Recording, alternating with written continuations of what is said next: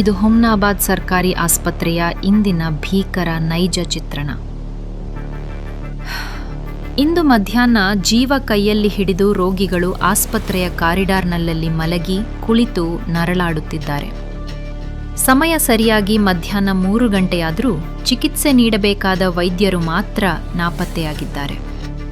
ವೃದ್ಧರು, ಗರ್ಭಿಣಿಯರು ಮತ್ತು ಸಣ್ಣ ಮಕ್ಕಳು ನೋವಿನಿಂದ ಕಿರುಚಾಡುತ್ತಿದ್ದರೂ ಇಲ್ಲಿ ಕೇಳುವವರೇ ಇಲ್ಲದಂತಾಗಿದೆ.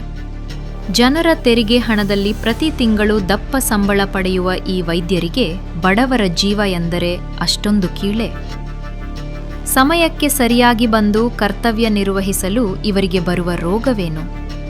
ಕಣ್ಣೆದುರೇ ರೋಗಿಗಳು ನರಕಯಾತನೆ ಅನುಭವಿಸುತ್ತಿದ್ದರೂ ಆಸ್ಪತ್ರೆಯ ಆಡಳಿತ ಮಂಡಳಿ ಕಣ್ಣಿಗೆ ಬಟ್ಟೆ ಕಟ್ಟಿಕೊಂಡು ಕುಳಿತಿದೆಯೇ? ಈ ಬೇಜವಾಬ್ದಾರಿತನಕ್ಕೆ ಕೊನೆಯೆಂದು? ಇನ್ನೆಷ್ಟು ಪ್ರಾಣಗಳು ಬಲಿಯಾಗಬೇಕು ಇಲ್ಲಿನ ಅಧಿಕಾರಿಗಳು ಎಚ್ಚರಗೊಳ್ಳಲು? ಹುಮ್ನಾಬಾದ್ ನಾಗರಿಕರೇ, ಈ ಅನ್ಯಾಯದ ವಿರುದ್ಧ ಈಗಲೇ ಧ್ವನಿ ಎತ್ತಿ.